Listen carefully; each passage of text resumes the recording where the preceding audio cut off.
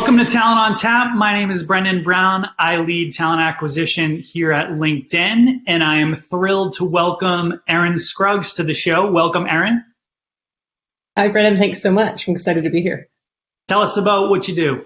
I lead talent acquisition for LinkedIn for our G&A organizations and for our global sales organization. As you know, we laid out a vision for the TA team here a number of years ago to design, build, and share best on planet recruiting. We thought we have an obligation, being that we are part of a company whose core business is talent, that we really need to aspire to be the best we can be, and then at some point share whatever it is that we create and build. But let's talk about that specifically as it relates to the work you're doing that we're calling recruiter excellence. What is recruiter excellence?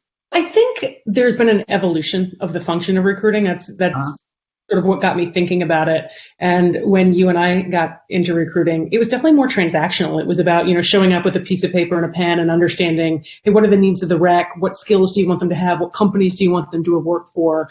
And so most of the competencies of a recruiting org were built around the ability to do just that.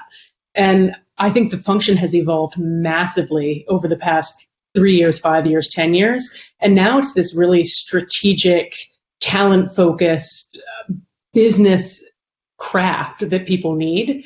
And so I think the competencies are almost thrown out the window from being able to interview well, assess well, source well, et cetera. And so with the recruiter excellence, it is about how do we show them what's possible, and then how do we give them the tools to get there. What's included in it specifically? So we really started with, how do we create a culture of learning where people are rewarded for learning and growing all the time? And so part of that is people investing in themselves and understanding that we take learning seriously and that we want them to be constantly evolving. And so with that component, we started with a social lunch and learn, which we had twice a month. It started with watching LinkedIn learning content. We were in offices at the time, watching learning content together and then sort of having a discussion or a debrief. We had some book club kind of things, podcasts, and just curated content by folks on our team. That evolved to becoming more, hey, how do we learn from each other and how do we get goodness from each other? And it morphed into what we call So You Think You Can Recruit, which is probably some sort of a trademark problem. But So You Think You Can Recruit actually has recruiters go head to head against one another to navigate a fictional scenario of dealing with a hiring manager or a candidate, and really seeing who can navigate it the best, who has the best, sort of soundbite and narrative to tackle that problem. As we were doing that in the background, we were creating this book of recruiter competencies, which we affectionately call the BORC. And the recruiter competencies are really articulating what does it take to be best on planet. Okay. So what the book of recruiter competencies is and sort of how it started, it was actually a conversation I had about recruiting being a series of critical conversations. And so whether you're talking to a compensation partner, a hiring manager, a candidate, a functional lead, and anyone in the organization, you go into that with an agenda of something that you need coming out of it. And so how do we get recruiters to master their craft in such a way that they go into every conversation and win a larger percentage?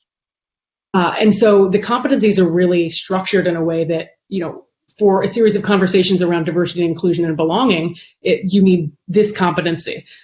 For a series of conversations where you need data to influence your manager to do something, here's how you get excellent at that competency. Just pure influencing and advising, how do you show up as an advisor? It's really cool to hear the importance of the conversation in recruiting, because I think conversations are kind of the opposite of transaction. Actually, people want to be led on the topic of talent. They want a recruiter to show up with a point of view and a perspective and a process that is going to enable the best outcome. And I think when we show up with that mindset of we're helping them and we're guiding them and we're leading them, we earn our seat at the table. The craft of recruiting becomes a respected craft, and then the entire function elevates. And that's what I'm really excited about. Love it. So talk a little bit about how are we going to measure success of this effort over time? What does success look like? So I think there's two pieces of success. There's success for us as a recruiting team and how do our teammates feel about the work that we're building. And I think for that, the metrics will show up in our Glint survey results, our employee voice survey results. Got it. With the recruiter competencies, we will also roll out a competency to resource library. So monthly, we'll roll out a competency. There's a library behind that of, hey, here are the live online virtual classes that you can take. Here are the podcasts you can listen to. Here's LinkedIn learning content and a learning journey that you can take in your pursuit of mastery for this specific competency. And just whatever your learning modality, there's content there that helps you get where you need to go. But I think we just have this really unique opportunity that if we get great and we hire the right people, then teams get great. If teams get great, then products get great. If products get great, then we live up to our company vision of enabling economic opportunity for every member of the global workforce. I think there is this massive opportunity in front of us.